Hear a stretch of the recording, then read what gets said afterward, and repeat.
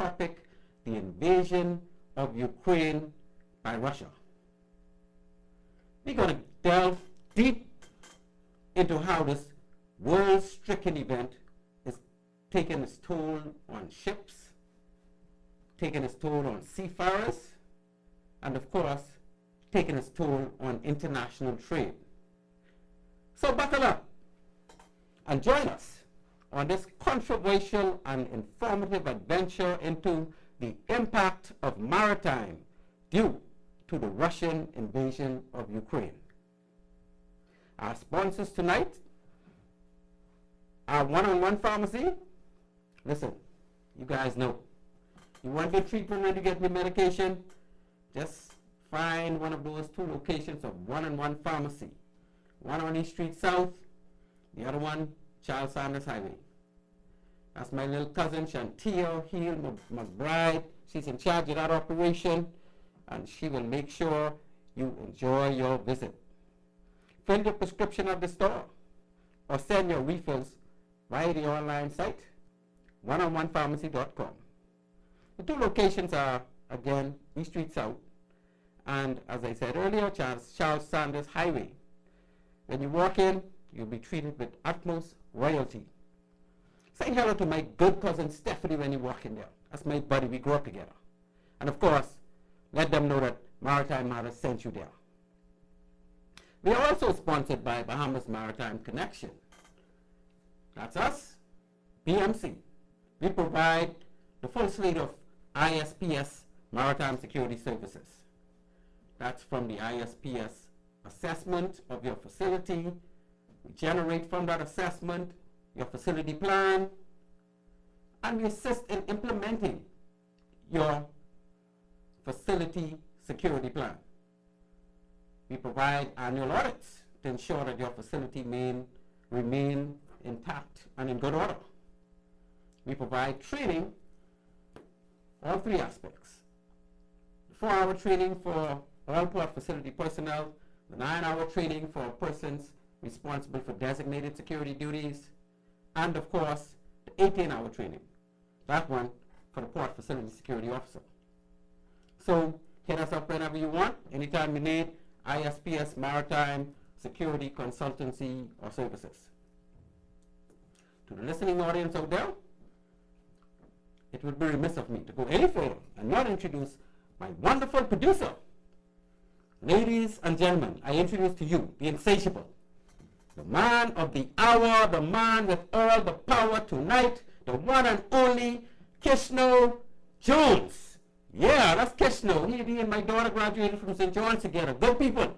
Kishno, he's waving to the crowd, he's saying hello, and that's how we roll up in here. So you're listening to Maritime Matters, people. On this show, we talk maritime. Maritime Matter airs weekly at 19:30. That's 7:30 p.m. for those who haven't caught on as yet. Every Tuesday night here on Love 97 FM. The primary purpose of the show is to highlight persons in maritime that made significant contribution and to sensitize Bahamians of opportunities. And I love that word, opportunities, and more opportunities in the maritime sector. Halfway through the show, we will open the phone lines. The number to call will be 326-8255. I say again, the number to call when we open the lines would be 326-8255. You can write it down or commit it to memory because boy, this one can be hot.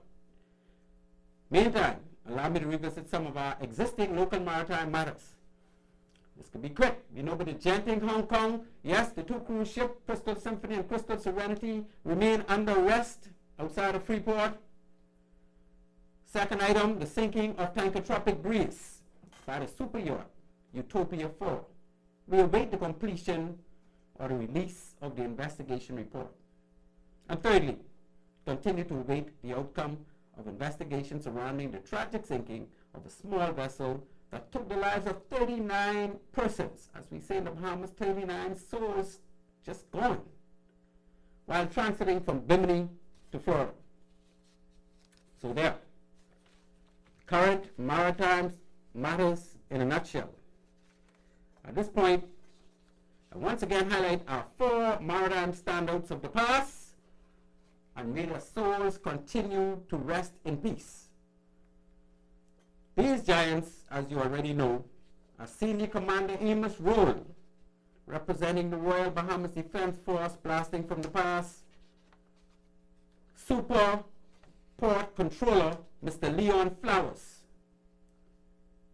the great local sailing sloop Captain Wally Gray, and of course, the international sailing gold medalist, Sir David Knowles.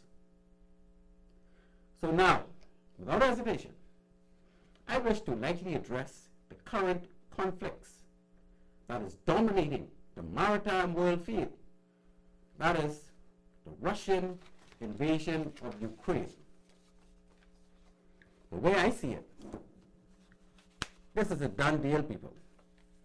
Russia will eventually succeed in the occupation and control of Ukraine, and no other country will get involved. Mark my word, just ain't gonna happen. Russia continues to treat Ukraine as their little brother and not act like a bull in a china shop.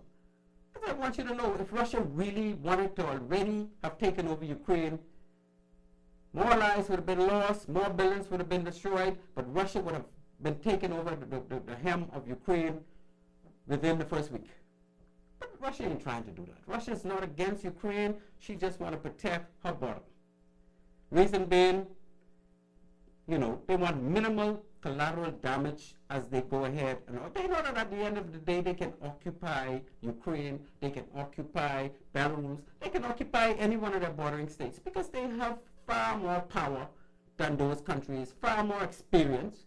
And unless you don't know how the world is running today, you know, you really will have to be naive not to understand that if Russia wanted to already have taken over Ukraine and not concern themselves with collateral damage, Russia would have been taken over Ukraine a long time ago. So when the cookies all crumble,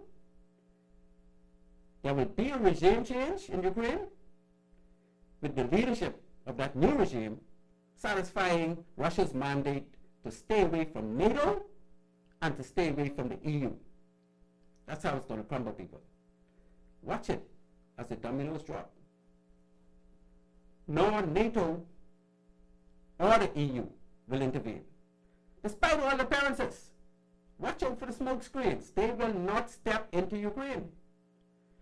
But they will continue to position themselves to defend any attempt by Ukraine toward moving in on any established EU state from the former Warsaw Pact. Those who have been following history would know the Warsaw Pact are the countries that separated from Russia when Mr. Reagan said to Mr. Gorbachev, "Mr. Gorbachev, tear down those walls." That was the Warsaw Pact, just separating from Russia, and quite a few of them joined the EU since then, but the ones directly on Russia's border, particularly the big ones like Belarus and Ukraine and Georgia, those, they have not joined EU, and Russia will not allow them to join EU. Other states that buffers Russia from the EU just wouldn't happen. So what's happening in Ukraine today happened in Georgia about 2014, and Belarus haven't tried anything, and of course Belarus leader, you know, he was the person that Mr. Putin from Russia assisted and keeping the reins and the whole of the leadership of Belarus. Without the intervention of Russia, when his country was in such an unrest and they wanted him out of power, he would have lost power and have to flee. But of course, Mr. Putin stepped in because he knew that, you know, he wants Belarus basically to continue the way they're going as far as being side by side with Russia. That's the reason why Russia could have gotten into Kiev so easy, because they went through Belarus with NATO couldn't come through Belarus, but Russia could have gone through Belarus and just taken over, and they gradually and eventually going to take over Kiev. They're going to take over all of those states in Ukraine, and they're going to run it until they're comfortable that they can leave, because they don't want to run Ukraine. They just want to make sure Ukraine ain't allow no country to come in there and be on their border with nuclear weapons and stuff from NATO and from the EU. And that's what they're doing. Is this really wrong, though? Let's consider a similar situation here in the Bahamas. Imagine with me for a minute. Just imagine that our government eventually, let's say 5 years from now, engages a head of agreement with, say, China, to agree for China to purchase 100 acres on, say, Cat Island. They get 100 acres of property on Cat Island for the purpose of installing a Chinese missile base. Sign off, done deal. Well, you're hearing about it. They ain't signed it off yet, but the Bahamas is about to engage such an arrangement with China. You know, and this promise to provide thousands of jobs, a lot of people being employed. Cat Island would be like a big city because the missile base would have a lot of activities, and it would do very good for Cat Island. But will the U.S. sit back and allow that to happen on their buffer state? See, the Bahamas buffers the U.S. The U.S. ain't allow countries like China, Russia, India, or any big country come into the Bahamas and set up no missile base because they're too close to the U.S. Not only China, the Bahamas, Canada, Mexico, they're too close. The U.S. ain't comfortable with that, and they're not going to allow one of those big nuclear countries come and set up shop right on their border. So you think that the U.S. will then invade the Bahamas and change our regime to ensure that this don't happen? Of course they will. They'll spring into action and stop such a move on their border with any one of those countries that they think is a buffer country. They're not going to allow another nuclear country to come into to that close to them and set up a nuclear base. That just ain't going to happen. So, ladies and gentlemen, see, I got the mic now. I ain't opening no lines because I know y'all won't call back. But don't worry, y'all got your chance. These such invasions will never cease. As long as military-powered countries receive threats to their bordering countries from other military powers, such a move will not be allowed without a war. So that China will have to go in war with U.S. in order to come from China on the border of the U.S. government. They come in to put, and not only China, that goes to any country that could create some kind of threat to the U.S. because the Bahamas is just too close for that to happen. We're talking maritime, people. Welcome to Maritime Matters. At this point, we move to our first break, and when we return, we'll get into some of the details as to what is going on in the world as a result of this invasion. So just hang tight as we go to commercial break. Thank you very much. At One-on-One Pharmacy, our friendly staff is ready to serve you. Visit us today for all your prescription and over-the-counter needs at our East Street South or Charles Saunders Highway locations. We're open Monday through Saturday from 8 a.m. to 8 p.m. and from 9 to 4 on Sundays. In a rush? Send your refill scripts online at oneononepharmacy.com or ask about our convenient pickup service. One-on-One Pharmacy, providing personal health care with people at heart.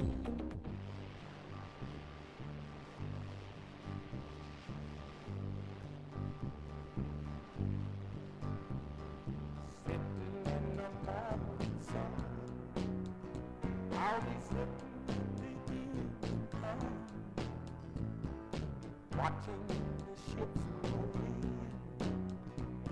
and I watch them roll away again.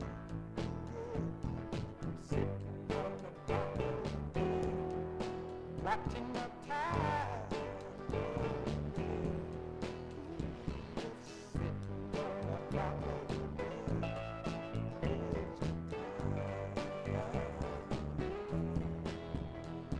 I left my heart.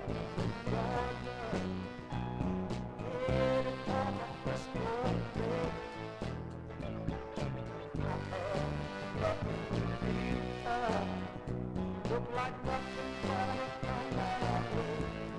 So I'm just gonna sit in the dark day, watching the tide. And welcome back. We're talking maritime, people.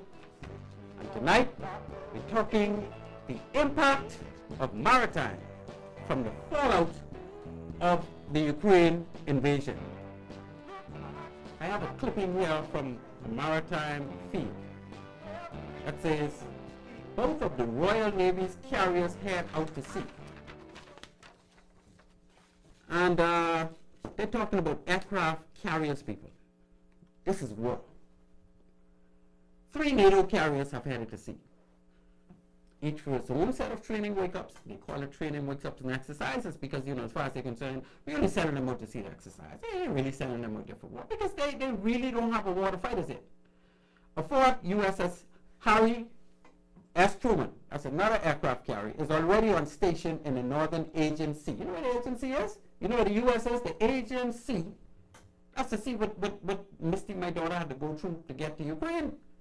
That is, you go through the Mediterranean Sea, and in order to get to Turkey, you have to pass through the Aegean Sea to go through those 2 channels in Turkey to get to the Black Sea that leads to Ukraine. So you have a U.S. aircraft carrier, Harry Truman, in the Aegean Sea. Do you know what I mean? Do you know what is an aircraft carrier? See, I train at Dartmouth. I may not be a college graduate with degree in this and degree in, the only degree I got is BTE. That's been to England, and I cherish that. But when I trained at Dartmouth, I was only, 19, 18? 18, turning 19 while I was at Dartmouth. And they taught us a lot of strategy, wartime strategies. But one of the things I learned about flotillas. A flotilla is a group of warships that goes into an area or a region to prepare for battle. Now, when you talk about a flotilla, the primary ship in a flotilla is the aircraft carrier. And why is the aircraft carrier the primary ship? Because the aircraft carrier is a sluggish, big, huge, it's just like a floating airport. That's all it is. It has all of the wartime aircraft can actually land on it and take off from it, no matter where they are. So they could take an airport anywhere in the world. But you know what? They want that protected. They're not going to send that out there on its own. So it usually have a fleet of about 12 to 15 ships all around it and 2 to 3 submarines underneath it. Why? Because the enemy may have submarines. So you have submarines under there with their sonars trying to detect other submarines and attack before that other submarine can even get anywhere near that aircraft carrier. Then you have frigates and destroyers and those type ships, warships that carry what you call surface to air missile. They also carry surface to subsea, so they can actually send out missiles that land on the water with a torpedo that goes underwater and send out depth charges if they figure a submarine is in a certain area that they're trying to destroy. And aircraft or enemy aircraft, in addition to all the aircraft on that aircraft carrier which can take flight and fight other aircraft, those frigates and destroyers have weaponry, particularly missiles, that can detect and fire at incoming aircraft that are not friendly, just by way of computer. So, it's very hard to get to an aircraft carrier. And when you hear an aircraft carrier, especially one the size of the Harry Truman and the Nimitz class, they're the biggest warships ever made in the world. And when you see them going in an area, they're going with a full flotilla with an admiral on board that aircraft, because that aircraft carrier is normally the ship that commands all the other ships and directs them as to where to go in that flotilla. And all of those ships would have operations room where they will be receiving instructions as to move from my port quarter, go to my starboard bow, or move from this sector, go to that sector, and they have to be able to do that maneuver within that flotilla without causing conflict, crashing into any other ship. So these people practice this all the time. They're good at this. So we got on March 9th, the Royal Navy flagship, HMS Queen Elizabeth. They got 2 aircraft carriers that are the same, they're sister ships. One is HMS Queen Elizabeth. That got underway from Portsmouth for vital training and exercises to keep her ready for operation. So the Queen Elizabeth had just returned from her maiden voyage. This is a brand new aircraft carrier. And she was supposed to be in for repairs and maintenance and the crew to get to see their family for a while. And I said, but she have to go right back out to sea. So she's leaving relatively short window for repairs and replenishment before going, because we have a war brewing. We don't think the war is going to happen, but these people need to be prepared. So what is NATO doing? NATO is setting up their ship so that if Russia decides to go beyond Ukraine, see, then NATO ain't trying to stop them from taking over Ukraine. They know they have no rights to do that. And they don't want a war over Ukraine. But you don't know, Russia may try to go beyond Ukraine and occupy one of the NATO countries. So NATO got to be prepared for that. And they are prepared. You touch one NATO country, you touch the whole of NATO. That's the rules of engagement. They're not going to allow any country to occupy or come in and take over any NATO country. They're all going to go down together. And Russia ain't got that kind of power. So the Queen Elizabeth, they went out and they have a flotilla standing by and getting ready in case anything goes wrong. On March 7th, her sister ship, the HMS Prince of Wales. So you got the 2 aircraft carriers with the 2 big names. You got the Prince of Wales, who's next in line to be king, and you got the QE, the Queen Elizabeth, who is now queen. So, they ain't by chance they gave them the names of the 2 top hierarchies in the Commonwealth. These are aircraft carriers. These are the ships that when they deploy with the flotilla, they prepared for war. So the Prince of Wales got underway to serve as NATO's command ship for exercise cold response. See, they give the exercise a name, and the cold response means they're going up north. Now this one going into the Baltics, right? She's accompanied by unspecified surface combatants. You know what they mean by surface combatants? They're talking about all kind of other military ships. I tell you, the frigates, the destroyers, and they even mention the submarines, because she ain't going to do without submarines with their sonars to pick up, detect any enemy submarine or anything like that. So cold response is held every other year, and the planning for the 2022 edition has been laid well in advance. With 35,000 troops involved, it will be twice as large as the 2020 event. So because of what's going on now, they're not carrying the amount of people they normally carry for this exercise. This exercise, they carry twice the amount of people. So you think they're preparing for war? If you don't think so, you need to let me know. On the other side of the Atlantic, the U.S. side, the Nimitz-class carrier USS George H.W. Bush has just completed a training availability and is now conducting group sail operations with Destroyer Squadron 26 in preparation for deployment. So here it is. The Nimitz was always the biggest class aircraft carrier. So the George H.W. Bush, and that's the latest George Bush daddy, H.W. Rachel Walker Bush, right? His name is on this aircraft carrier. So you know this one carrying on, eh? Completed training availability.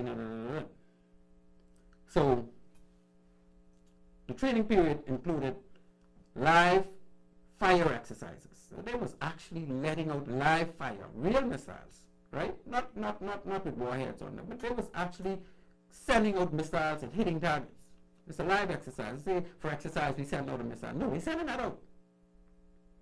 Why do you think they're doing that in a time like this? Because they don't know if they're going to end up in a war. Using the carrier's point defense weapons system, used to defend against hostile aircraft, drones, and incoming anti-ship missiles. So they got the system actually protects against incoming missiles. So they want to hit it before it reaches your ship. That's how they're getting on in these times. Meanwhile, the long-delayed supercarrier USS Gerald R. Ford, and that's one little old, because you know Gerald Ford, he was around before even Reagan, right? Has completed a yard maintenance period after short trials. She has transferred to the Naval Station in Norfolk to work up flight qualifications with Carrier Air Wing 8. She is scheduled to deploy ahead of schedule for a special purpose, service retained early employment period later this year. So she ain't quite ready. You can't just send them out unless they're quite ready. So as soon as she's ready, she's gone. That's what's going on with the USS Gerald Ford. So we're talking about all aircraft carriers, well not all, but quite a few, between the Royal Navy and the US actually being deployed or being prepared to be deployed ASAP. We got financial sanctions on Russia. And those financial sanctions actually stretches into the shipping registry of Russia. You know, the Bahamas has a shipping registry, and we rank number 7 or 8 in the world because we have over 1,500 ships registered on our flag. Now, Russia is a large registry as well.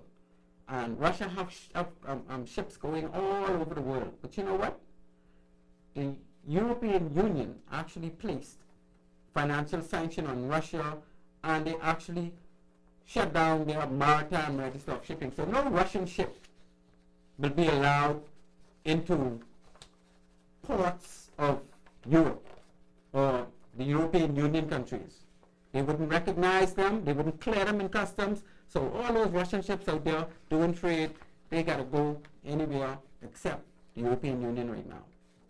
And to take that a step further, you get the IAX votes to expel the Russian Maritime Register. So IAX is the International Association of Classification Societies. What that is those that are the entities that go around the world. Well, they don't go around the world, they spread around the world. In other words, the U.S. has an entity that goes on board ship and issue safety certificates, issue maritime pollution certificates, issue load line certificate, issue safety health certificate. They issue all the certificates that a ship need to carry in order to continue trading worldwide, right? So ABS is the name of the classification society in the U.S. And in the UK, in England, they have a classification society as well. That one is Lloyd's Register. They call it LR. Lloyd's Register goes all over the world to issue certificates to ship. And once you issue a certificate to a ship and that certificate expires, it has to be renewed. And so Lloyd's Register got offices spread worldwide. I think they're one of the largest ship classification societies in the world. And then you got about 10 to 12 classification societies. You got Lloyd's Register, you got ABS, you got Bureau Veritas, that's BV, that's out of France. You got DNV or Dotnesk Veritas. That one is out of where that one is up in Europe. That's, I forget, I can tell you where that one is in a minute. But you got Korean Register, you get NK, you got and the Russian Register is one of the leading. The Russian Classification Society is one of the leading classification societies as well. So what the IAX have done, which is the International of Classification Societies, is a group of them. They suspended the membership of Russia. So if the ship is classed under Russia, they wouldn't be able to clear it. They wouldn't be able to clear in one of these IMO countries because the IAX basically they wouldn't be recognized under IAX. So there you go. That's another move to cause Russia, Russian ships, to not be able to trade worldwide, and that's a big blow, not only to Russian ships but to Russia, and you know, because a lot of the ships out of Russia actually exports goods from Russia. So there you go, people. That's two. I have a few more here, but before I go any further, as promised, I will open the lines for calls on discussion about impact of maritime based on the Ukraine war, or if you just want to talk about the Ukraine war, if you got some people who do know the stuff better than me, just chime in and let's see what you have to say. So, producer, could we have the lines open, my friend? So we got dockers, or dock workers, call for tanker with Russian cargo to be banned from Dublin. Dublin, of course, is the capital city of Ireland. You know, Ireland is just on the other side of the United Kingdom. So the government of Ireland has turned down a request by Longshore Union to refuse entry to a tanker carrying Russian petroleum. In early March, the Monaco-owned tanker St. Chapam took on a cargo of Lukoil's Viosis, that's in Russia, terminal in the Baltic, then got underway for England. According to AIS data provided by Polestar, on March 9th, she moored at a terminal on the Thames, in the Thames Rivers, right in London actually, departing again the following day. So obviously they weren't allowed to do the trade, and heading south through the Strait of Dover. So they went through Dover Straits, the busiest passage in the world, and where did they go? On Friday, as the Chapam rounded the southern coast of England, Ireland Services Industry Professional and Technical Union called on the Irish government to prevent her from calling at Dublin port her next destination. So she's headed to Dublin, and the workers decided, look, this thing going on, we ain't want no cargo from Russia coming into Dublin. So given the unfolding horror in Ukraine as the invasion by Russia aggressively proceeds, our members and other workers who are expected to unload this vessel are angry and upset at being put in this position. That's what the union said. While a range of different sanctions are being rolled out across the European Union against Russia, the government needs to speak up on humanitarian grounds and turn this vessel around. It is unconscionable to accept this cargo in the present circumstances. So given that Dublin port is state-owned, the government was asked to exercise its authority to block the tanker's entrance. However, the Irish government said that it would not do so and would adhere to current EU sanctions. The European Union still permits the import of Russian oil and gas, and it allows port calls from Russia-linked vessels to proceed. So what's happening? You remember, Russia provides, I think, up to 35% of oil and gas to the European countries. And if they turn away 35% of their oil and gas, they really going to be putting a squeeze on themselves. Gas station probably start opening for only 3 hours a day because they wouldn't have enough gas to keep their economy going. So for that reason, although they're trying to stay away from receiving Russian oil, the country is saying to them, look, we need it. You know, we don't want to be shooting ourselves in the foot like this. So you have a tangle going on in Dublin, Ireland, between the actual dock workers and the government, because, you know, the government have problems. Now, we move to shipbuilding. We got Damen halts delivery of new builds to Russia. Damen, Holland, yeah, that's what DNV from Holland. Damen is the same company that built those ships for the Royal Bahamas Defense Force under the Sandy Bottom project.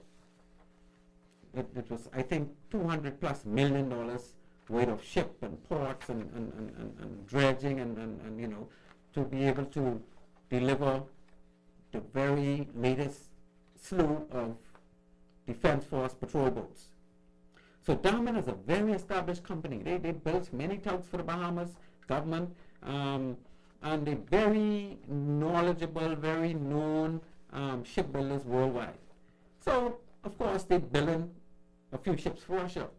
And after the Ukraine war started, Damen decided, look, we can't be doing this because we have a problem with Russia. So we can put a hold on all this operation we get going on. So Netherlands-based shipbuilder Damen has decided to stop deliveries of new vessels to clients in Russia due to the ongoing invasion of Ukraine.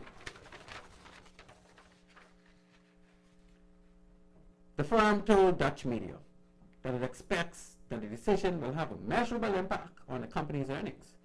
It is a significant amount, the spokesman told her. So Bahamian is about to lose a lot of money. But you know what? They say money ain't that important. We more important about Russia not going into Iraq or not taking over Iraq. The decision will affect a number of working vessels already contracted or under construction, like tugboats, fishing boats. It will also have an impact on dozens of Bahamian suppliers.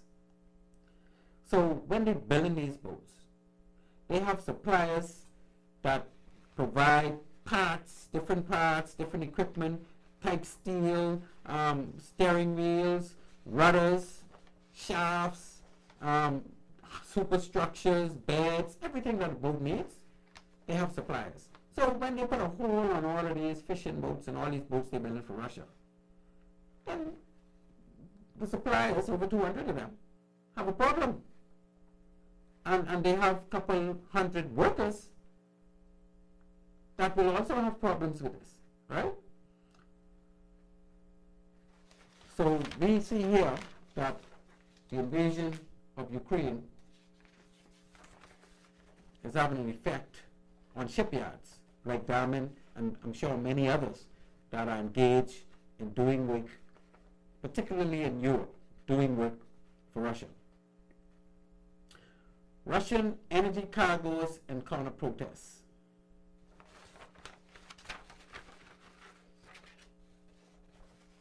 Dock workers at several facilities in the UK, as England, plus, are refusing to handle Russian oil and LNG, prompting multiple ships to divert or wait at berth.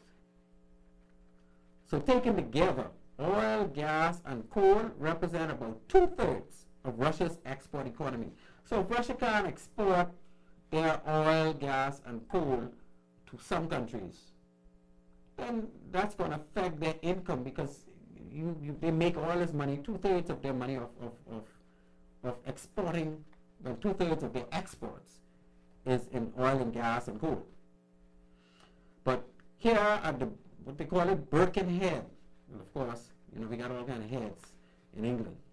The Birkenhead docks, the German-owned and flagged tanker Seacord, encountered an unexpected challenge when terminal workers refused to help offload the cargo of Russian crude oil.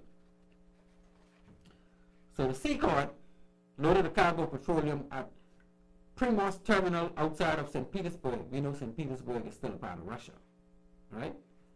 That being said, that cargo that was loaded on not a German ship, right? Because of the cargo coming from Russia, they're not going to allow the ship to offload in the UK. So several dockers union have expressed an unwillingness to handle Russian cargoes due to ongoing invasion. And the longshoreman crew at the Birkenhead docks shared this view. Though Russian cargoes are not technically banned in the UK, only Russian ships, the crew refused to unload Seacord. So here it is, you got a ship that is not a Russian ship, it's a German ship. But because it's carrying Russian cargo, the workers in the UK decided, we don't want to touch that, we don't want nothing to do with that, because Russia's going to be getting benefits from that. So here we are, and what we can do now is we can turn this down, and any other ship coming in here with Russian products, well, Russia can be making a profit from it, we want to also turn them down. So that's where we are, people. At this point, since nobody want to call in, we're going to take another break, and I got another load of stuff to load to you, and we're going to see how it goes. So you are listening to Maritime Matters. Thank you for tuning in, and stand by for a break. At One-on-One Pharmacy, our friendly staff is ready to serve you. Visit us today for all your prescription and over-the-counter needs at our East Street South or Charles Saunders Highway locations. We're open Monday through Saturday from 8 a.m. to 8 p.m. and from 9 to 4 on Sundays. In a rush? Send your refill scripts online at oneononepharmacy.com or ask about our convenient pickup service. One-on-One Pharmacy, providing personal health care with people at heart.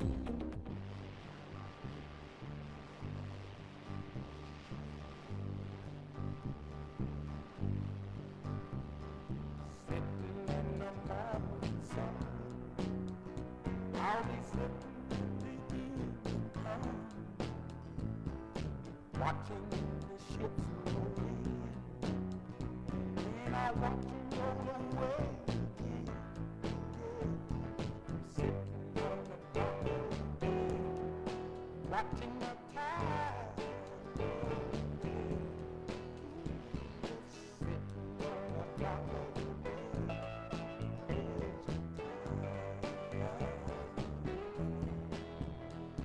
I left my heart in Georgia, headed for the Frisco Bay. Welcome back to Maritime Matters. Well, ladies and gentlemen, we continue our quest as we speak about the invasion of Ukraine and the impact that invasion is having on maritime worldwide. So let me just delve into the border countries of Russia. And, we can see how things kind of developed over the years. And we may get a clearer understanding on why this invasion happened. First of all, okay, we got a call on the line. I'll just hold until we hear what this caller have to say, and I'll come back and talk about why this invasion may have happened.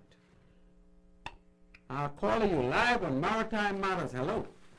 Good evening, Captain Brain. This is Captain Bain. How are you? Captain Brain number 2. I'm doing very well, my friend. How are you? I am excellent. Very interesting and very timely conversation. I just have to chime in. And I just wanted to voice a little opinion on your topic, Ukraine, and the war that's currently going on.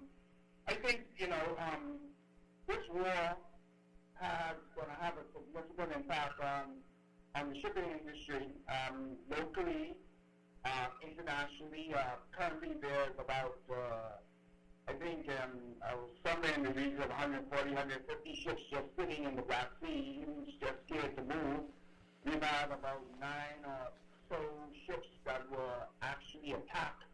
There are ships that, I heard you talk about this longshoreman who refused to work on the ground, the principles of all that, but there were some actual real issues that's going to emanate out of this. When you look at world trade, you look at Ukraine being a country that produces almost 20% of all the grain and cereal that the world consumes, and about 16% of all the iron and steel and the like. So all these things along, the other things they produce, and impact on shipping lanes and the like, and the fear that's going to arise as we got the ships traveling that region will impact the supply chain even more. And, considering the fact that we just coming out of a pandemic, which definitely impacted the supply chain and caused inflation to rise significantly. We in the Bahamas, we can expect to have reverberated effects from this, and I think we as Bahamians can be prepared to accept some of the things that's going to emanate out of this, because, the people in Ukraine, they actually losing their lives, and they standing up to a bully. So we got to be prepared to accept a little bit of hardship, which is actually coming, and I just wonder how this Bahamian to brace for it. This is going to get worse before it gets better. I just want to put that in there. And when it comes to our Bahamian fleet, we have ships that will never, ever grace the shores of the Bahamas, probably, that trade continuously in those regions, so definitely those ships are impacted, and the whole, like I said earlier, bringing you back to sort of the whole global supply chain is out of whack because of this war, and it's compounded by the fact that we just came out of a pandemic. You are absolutely right, Brother Brain. And guess what? We have, as you indicated, we have Bahamian ships that have contracts to trade only between Russia and European countries, because European countries 35% of their oil and gas and coal came from Russia. So it's a big, huge impact on those ships, those seafarers, and all the rest of it. Yeah, and that's one of the ironies of what's going on now. I think Europe is in a kind of conundrum when it comes to this war and their ability to really put the screws to Russia, because their dependency is so great, not only on Russian oil, but also from things from that region and the like. And so they're kind of like in a bind, because they depend a lot on Europe for their oil and gas. And the thing is, where do you replace that energy, that missing energy that you get from Russia? There's been talks about Venezuela. There's been talks about other places in the world that are big producer countries and whatnot. But all these things have to be worked out and the like. And man, I don't see no real light at the end in the near term. Concerning this crisis, unless the world have some really plastic paradigm shift when it comes to the dependency on fossil fuels. Yeah, well, fossil fuel is one thing, but imagine all those Russian seafarers and Ukraine seafarers. Ukraine, I think, come next to, very close to Philippines as far as providing seafarers for the international fleet. And right now, with war going on, they can't go home, they can't get to the ships, and a lot of ships, even that were in Ukraine when this thing started, couldn't get out. Yes, from my little reading over the last couple of weeks of the situation, they have over a thousand seafarers just are stranded right now in the Black Sea. Can't move, don't know when they will be able to move. The ships can't.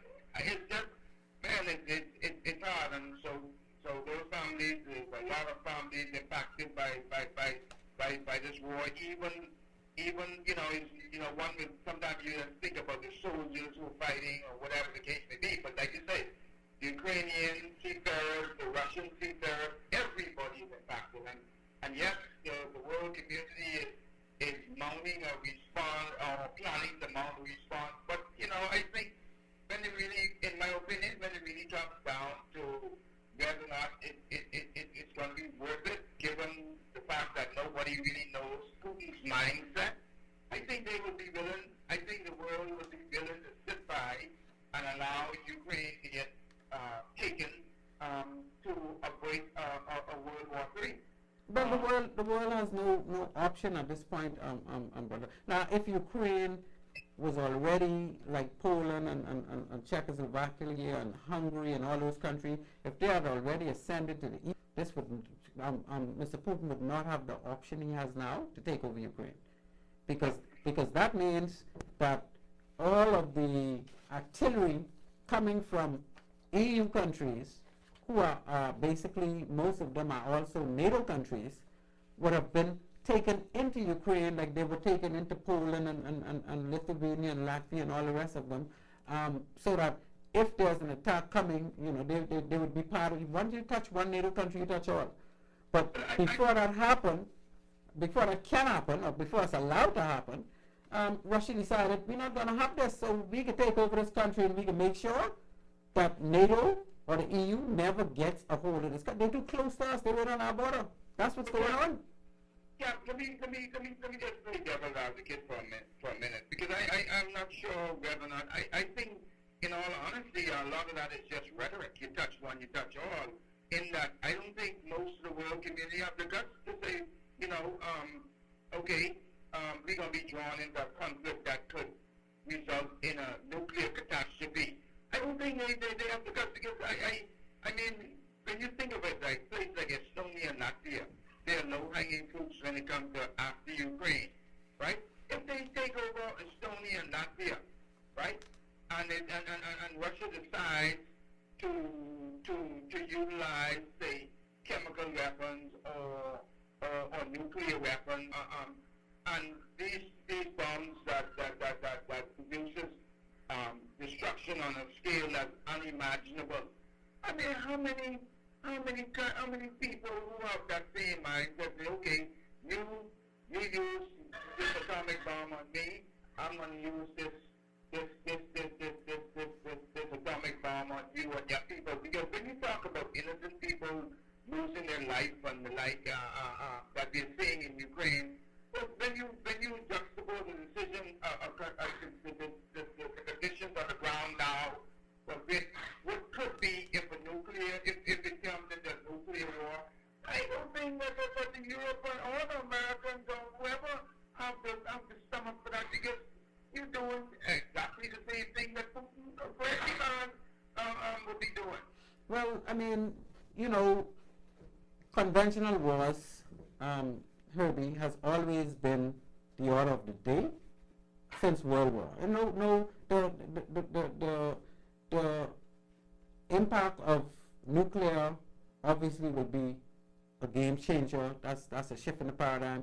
I don't think that Russia, the U.S., Britain, those countries that hold nuclear weapons, they will always leave that to last resort. They will have to battle this out first in a conventional basis. Now, as you said, and I agree with you, Estonia, Latvia, and Lithuania, those three countries are low-hanging fruits as they basically share a border with Russia. But when you talk about Poland, that has a buffer with Belarus, and countries like Romania and Hungary, if Russia try to get into those countries, they're not going to be able to do it, my brother.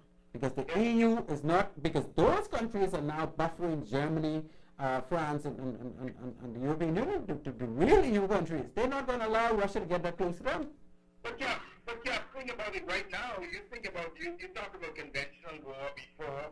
I mean, right now, all of, in times past, war was governed by different rules of engagement, different things. Like, for example, if you shoot a plane down on the pilot or the pilot or occupant of the plane and hang up in the tree in his parachute, you cannot shoot him while he's hanging, even though he was trying to hit you. You can't shoot him while he's hanging in his parachute in the tree. And all these other things about military targets, wasting civilian targets, all those things are now out of the window. And here it is. You would hear the U.S. talk about the prediction that Putin may be attempting to use biological weapons or some type of nuclear weapon. So the whole concept of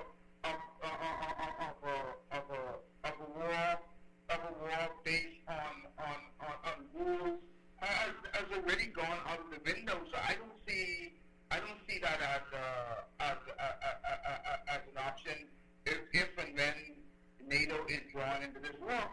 Well, we have the wars, the weapons of mass destruction, being the nuclear, the chemical, and the biological. Now, I can see conventional war engaging, like they did when they had the Iran-Iraq war, engaging chemical. They had Chemical Alley with all the mustard gas and that type of thing. They would engage that type of thing because that while that may be a weapon of mass destruction, it's not a weapon that's going to be, really destroy large quarters of the world like nuclear would. So I don't see nuclear being engaged in any case in wars such as these, unless, of course, it gets totally out of hand and the whole world becomes warring with one side or the next. Because you got to remember now, there are some countries that are supporting Russia in this as well. Or let me put it this way: there are some countries that are staying on the border. Look at India. India is not saying Russia's wrong. China's not saying Russia's wrong. These are big countries when you talk about worldwide warfare. So Russia's not alone. Yeah, she may not be alone, but a big part of the whole conversation is going to be economics and how countries will emerge on the back end with respect to economics. So if the sanctions that are imposed on Russia currently, if they take effect, particularly as it relates to, you mentioned the ships that are Russian ships to trade with EU countries and the like. Things like that. Those are, like you said, those are big, big, big. When it comes to world trade and shipping, which is in fact the largest industry in the world. But I want you to take a notice, Herbie. I have to cut in just because I want you to take a notice. The IACS, International Association of Classification Society, decided that they are going to suspend the Russian registry documentation as far as the ship registry, and they're going to suspend all the Russian Classification Society certificates, right? But realize that's IACS. That is not the IMO. Yeah. So the IMO and the United Nations, what are they saying about this whole matter? They're not saying anything. They're not on nobody's side. But like I said, that is what I was referring to. That is huge. When you talk about IAC and you talk about the entity and the individuals who keep ships sailing through the issuance of certification and even when it comes to shipbuilding and everything else, that's huge. And if you register, if you fly with Russia, any ship fly with Russia, and not only Russian ships fly with Russia, any ship that flies with any registry, and if you say with all Russian flag vessels, just like how you may have a Bahamian flag vessel that's owned by Russians or whatever the case may be, if they can't trade, then that's a big issue. And hopefully the intent behind that particular sanction force some people to say, hey, wait a minute, Mr. Putin, can you please take it easy and come to the negotiation table or whatever. I don't know where it will work, but it's certainly a big tool in that briefcase. Yeah, but why would you think that IACS imposed sanctions on Classification Society of Russia, but not the IMO? I'll tell you why I think, Herbie.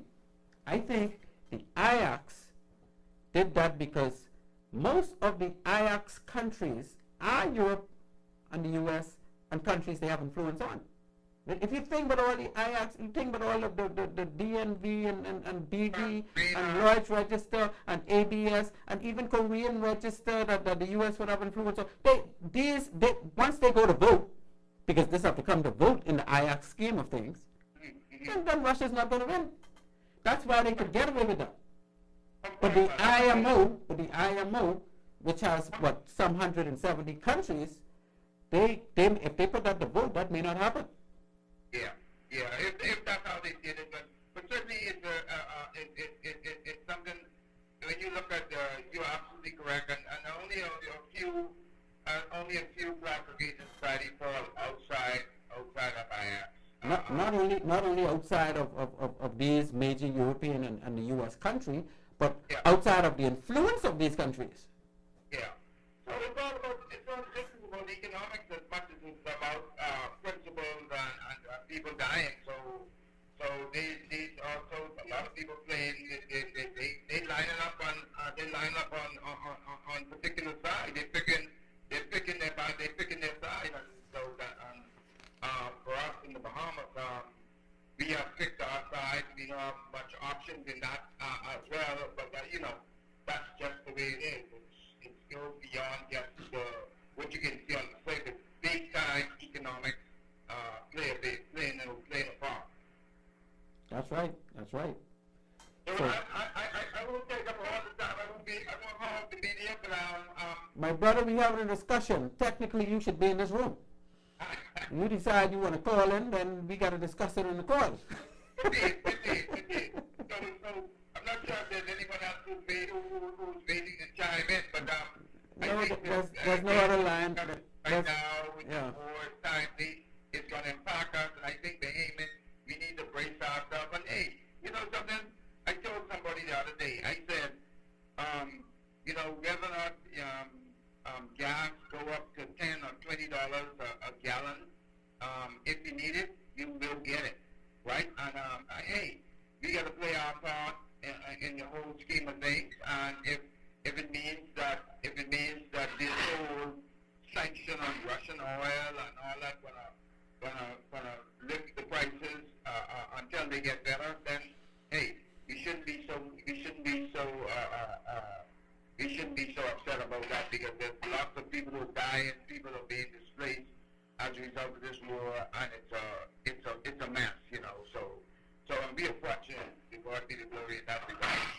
Ukraine, once we understand really how these dominoes are falling and how this impacting the whole world, and of course, you know, we just a little dot on the map.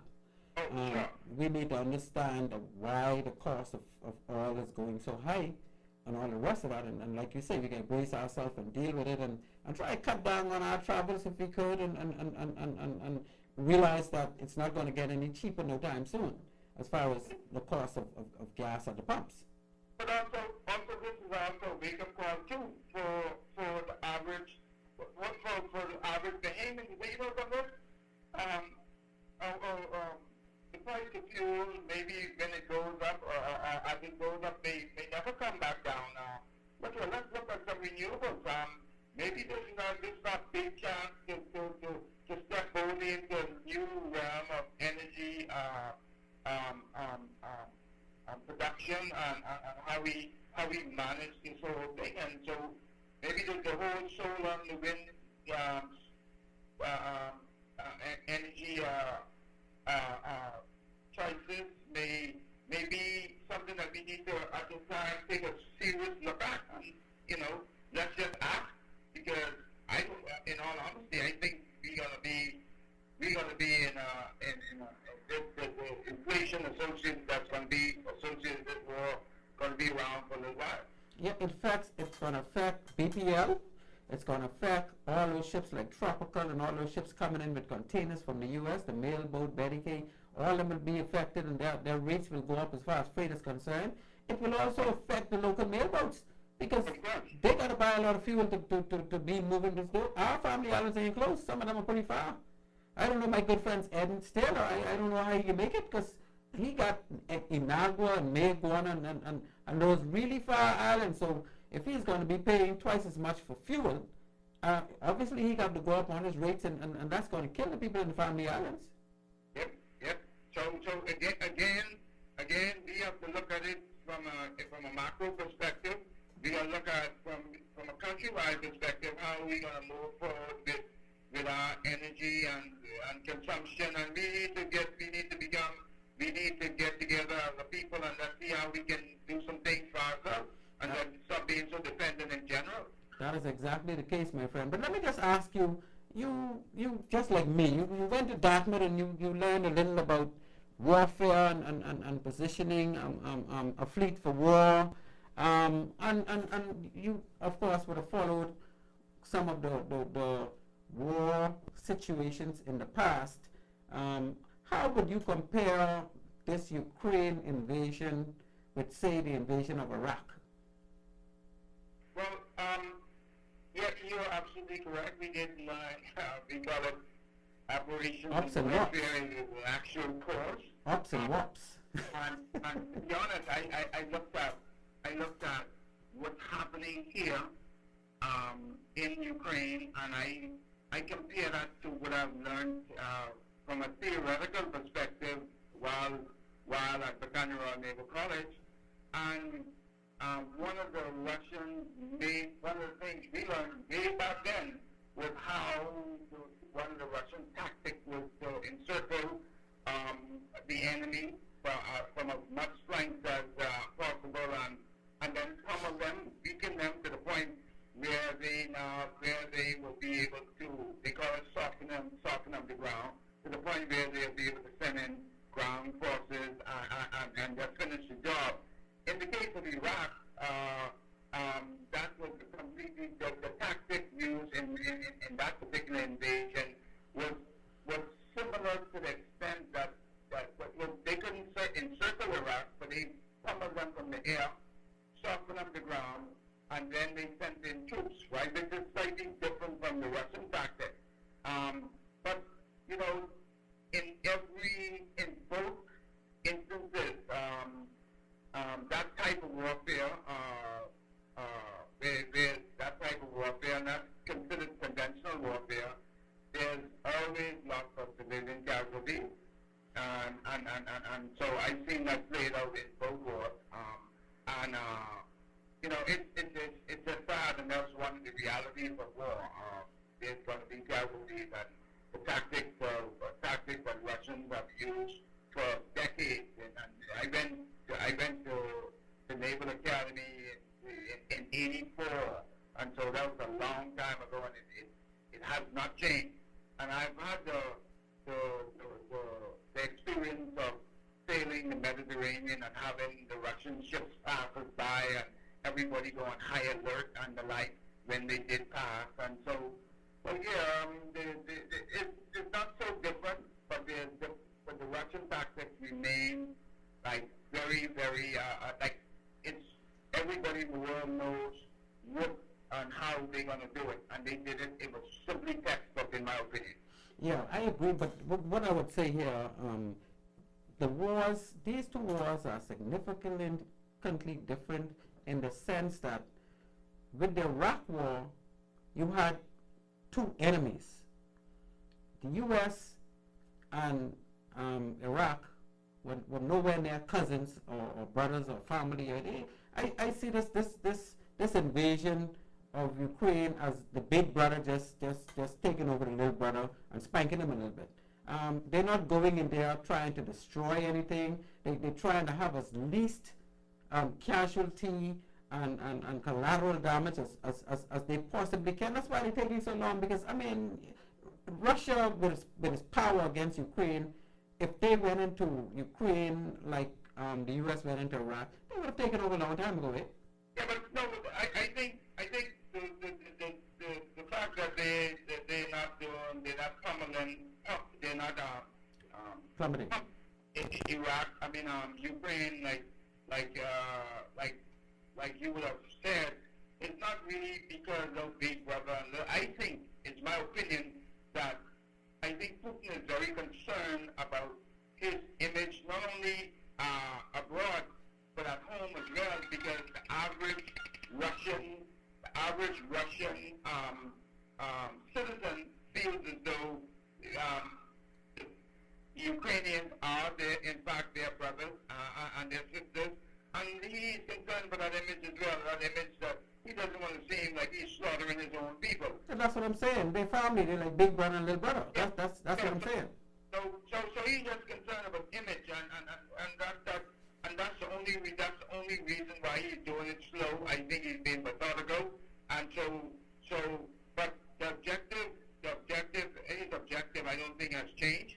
I think he wants to just take over territory, or at least notch them down enough so that they don't even think about running away and trying to become a part of NATO and trying to frighten the world and to say, well, don't come so close to my territory because I'm going to respond in a really vicious way. And so, yeah, it's tactics and whatnot, whether or not he played it, whether or not the tactics were correct or not correct, I cannot say at the moment.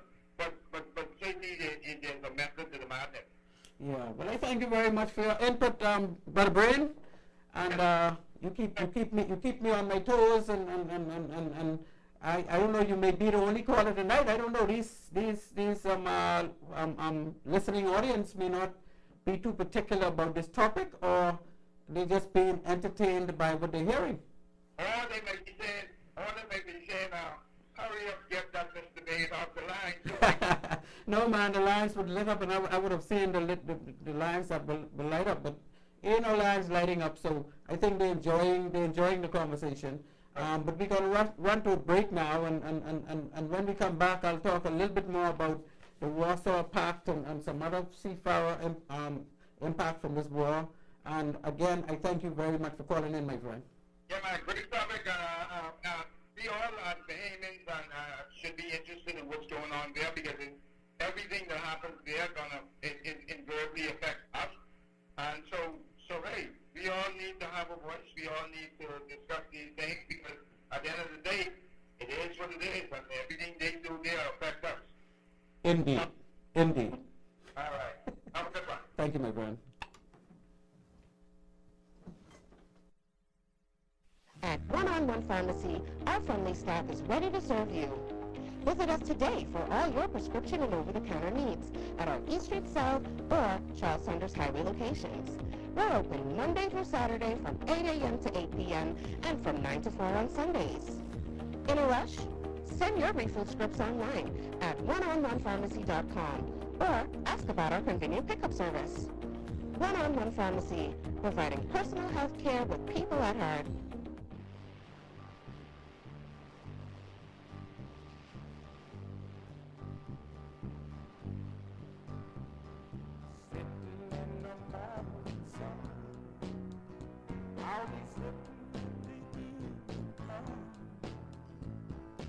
Watching the ships roll in,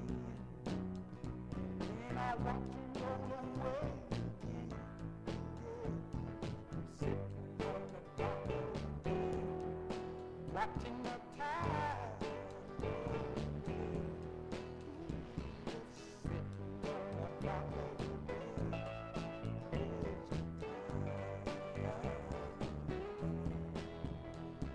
I left my heart.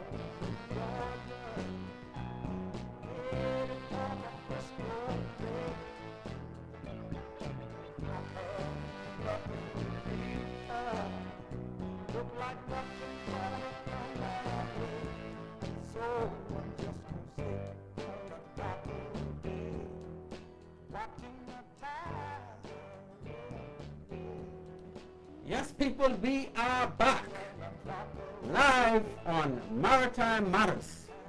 Our topic for tonight, the impact of maritime from the fallout of the Ukraine invasion. I say that, we got a handful of people in this country that have been to the Royal Naval College, the Britannia Royal Naval College. We call it BRNC. In Dartmouth, which is in Devon, which is in South England, just near Plymouth. And one of the topics, as indicated by my good friend and confidant, Commander Brain, that we had to do while we were at Dartmouth is operations and warfare. We used to call it ops and wops. And I can tell you that I didn't like ops and wops because they talk about so much things I wasn't too familiar with. But I can appreciate so much of what we learned at Dartmouth and ops and wops. Because when you went on the Dartmouth training ship, we call it DTS, you went on the Dartmouth training ship for about 2.5 months. In my year, we went to the Mediterranean Sea in my term. And, we did all of the major ports in the Mediterranean Sea. We went to Egypt, we went to Cyprus, Italy. We didn't quite go to Greece. We went to Gibraltar, and a couple other stops along the way. We went to Spain, and I was only 19, so, this was an eye-opener for me. But while you're on that ship, and you're sailing the high seas, you learn that you have a period there where you go in what they call the operations room. The operations room was one big table in the middle of the room, which is really a big, huge radar. And they would be plotting on that ARPA radar. Well, back then, it's 1982 now. This was before ARPA, but of course, ARPA was in the military. So when ARPA came out, it wasn't nothing new to me, because I already seen an ARPA table, a big display of an ARPA. And we would plot where ships are, the closest point of contact, if you want to go from this side to that side, how are we going to avoid all the ships in the area, but we have to go to this other zone because, we directed to this. And you practice war all the time. They do it all the time on military ships. So the Dartmouth trained officers, and I'm not taking anything away from any other trained personnel in the country as far as seamanship or seafarers are concerned. But the Dartmouth trained officers is probably the closest thing we have to real war tactics and warfare. You would actually see them fire off the sea cat and the sea dart off the ship. And you see those missiles go up and they're so fast, you get a feel for war. Of course, we got a lot of Bahamians, well, another handful, not a lot, a very small amount, that actually joined armed forces in the US, in the UK, and other parts of the world. And they lived there and they work in the military. So they would have seen real live military operations way beyond what we at Dartmouth would have seen. But, it's just amazing how these things are now coming to be. So those Dartmouth trained officers out there, Brother G, Brother Ambi, Raven man, y'all gotta call in and say something what y'all experience was like when you was on DTS dealing with the operations room. What is your take on this invasion of Ukraine? Give us a call, don't be shy, let the world know how you feel about this thing. Okay, so we move into this Warsaw Pact that I wanted to have a quick discussion on. And the Warsaw Pact, of course, was the fall of the Iron Curtain. This is when Russia really was in deep, deep hardship. Russia was in so much hardship that the other countries were not really able to get any assistance or help from Moscow. And so it started to fall apart because Moscow realized, look, I can't take care of y'all no more. So they kind of let it go. And you had all these countries like Ukraine and Poland and Belarus and Czechoslovakia, which is now the Czech Republic. You had Austria, Croatia, Hungary, Serbia, Bulgaria, Georgia, Azerbaijan. But these were all Soviet countries that fell away from Russia. Now, Russia was a part of the Soviet Union. So let's not think Russia is the Soviet Union. Russia was one of the many Soviet countries. And so when the Soviet Union crumbled, Russia retained its name as Russia. And the other countries retained their names. But a good handful of those countries, well, most of them, joined the European Union one by one. First it started with the Baltic states, Estonia and Latvia and Lithuania, and then you heard Poland would have joined along with Hungary. Romania was one of the other ones that joined earlier. Bulgaria, Serbia, Slovakia, and Czechia, or it was all Czechoslovakia, Croatia, Austria, they all joined the European Union. So right now you have not really a divide because they're not part of the European Union, but they're not part of Russia either because there's no more Soviet Union. But Russia still wants to maintain their status, their military might, and they're still the second most powerful. Despite China having more people and more money, Russia still have more military power than any other country in the world other than outside of the U.S. So they're still a very powerful country, but they don't want any other nuclear weapons on their border. So they're going to remain friendly with Belarus. They're going to remain in charge of Ukraine. They're going to remain in charge of Georgia. And this is the way it's going to run. And then, below Russia now, because Russia is not just Moscow. St. Petersburg, which is up in the Baltic, is really a very critical part of Russia. They produce oil and they give oil to a lot of ships, and they take a lot of oil go to Europe out of St. Petersburg. And you get Kazan, Samara, you get so many smaller countries on the east of Moscow. Because you got to remember, Russia is a huge space of land on the world map. Russia is about 3 times bigger than China when you look at the size of the land. Most of it is unused, but they got a lot of land. And where does China fit into all this? China really isn't taking any sides. And like I say, India is sustained. They're not taking any side because India gets most of the weapons from Russia.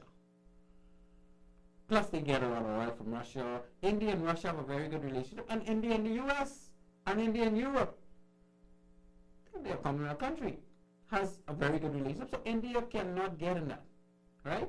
China is not getting into it for obvious reasons. China sees their enemy as really the US from an economic perspective.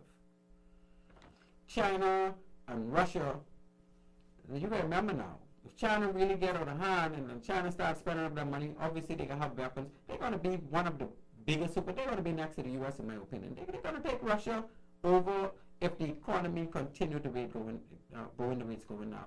Because you remember, Russia was the Soviet Union, which included all of those countries, but now it's only Russia. So China is a big boy in the town. And who knows what's going to happen years to come. Whether China and Russia, because Russia sits right on top of China. You got the buffer states between Russia and China as Kazakhstan and Mongolia. And you know there's a mix of Chinese and Russians in those countries. But they are the buffer. So if Russia and China was to have conflict right now, we don't know what's going to happen. Russia may call on the rest of the world to assist them. So we got to watch this thing and see how it pans out.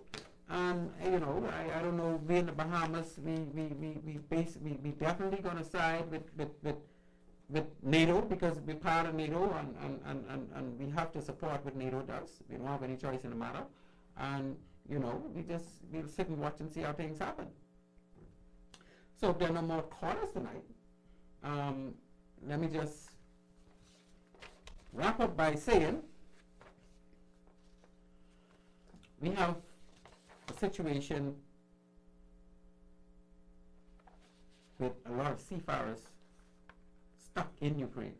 The Philippines celebrated the return of its 5 seafarers that had been caught on ships in and near Ukraine when the war broke out. This successful repatriation of 21 seafarers from the bulk carrier Sea Breeze highlights the quiet efforts underway by multiple foreign embassies and ship owners and operators to extricate their crew from the closed ports of Ukraine and the dangers as vessels have come under attack. So vessels and airport. So it's very difficult for these seafarers who couldn't get out because their ship couldn't move and they couldn't fly out, but they were stuck on these ships. But they're from other countries. They have nothing to do with Ukraine or Russia. But they were stuck. That's not a good thing, eh? Ukraine's Maritime Administration reported after the invasion began and the country closed its commercial ports that there were at least 100 foreign flag merchant ships in or near its ports. 100 foreign flag ships doing business with Ukraine. Bloomberg did a calculation reporting that it could be as many as 120 ships with well over 1,000 crew members. The deputy head of the Maritime Administration told Reuters that they were working to remove crews from the foreign ships. He estimated that Ukraine had assisted in evacuating at least 100 seafarers and arranging for them to travel to neighboring Moldova to begin repatriation flights home. Among the successful efforts are those of the Philippine Embassy and Consulate of Romania and Moldova to combine to bring their citizens out of Ukraine, while the 21 arriving in Manila on March 8th were the first group to reach the Philippines. The Department of Foreign Affairs reports that a total of 63 Filipinos have been repatriated, while 136 have been evacuated from Ukraine. So, you know, all this going on and people getting caught up. That is basically how this war is impacting seafarers that got caught up. And you know, Filipino carries quite a lot of crew for the world fleet. We have clippings here with how payroll is challenging crew members of Russian mega yachts. So because a lot of Russian accounts have been frozen, and because a lot of Russian yachts, charter yachts, can't really operate right now, it's hard for the crew to get paid. So while they're used to getting this nice, good, handsome pay, under these circumstances, it's almost impossible. So people, let me again announce my sponsors for tonight's show. And as you know, you get my good cousin, Shantia, One-on-One Pharmacy, the place for you to get your medication. And of course, you can get it at the store, or you can go to their website, oneononepharmacy.com, and order your medication. The 2 locations, East Street, South, and Charles Sanders Highway. go inside, you ask for my good cousin Stephanie, tell her I send you there, so, you know, she could take good care of you. We are also sponsored by Bahamas Maritime Connection. That's us, where we provide the full slate of maritime services, particularly port security training, port facility audits, port facility assessments, port facility plans. So there you are. We are dealing with maritime issues, particularly with the war, not a war, but the conflict in Ukraine, where Russia have decided we're going to march into Ukraine and we're going to take over Ukraine and ensure that Ukraine, being our buffer state, is not going to be used by the EU or by anybody else to put nuclear and other type weapons right next to us. And as I said to you earlier, you're not going to see the European Union or any other forces move into Ukraine to intervene in what's going on with Russia and Ukraine. So people, I thank you for listening tonight. We air again every Tuesday at 19:30. Maritime Matters. Now tonight we didn't have a guest, and that was by plan because there was so much to be discussed over this conflict of Ukraine that I didn't think having a guest would have been an ideal thing. But next week we continue with our guests as usual, and we will roll on with Maritime Matters. So again, thank you very much for tuning in, and with that, good night.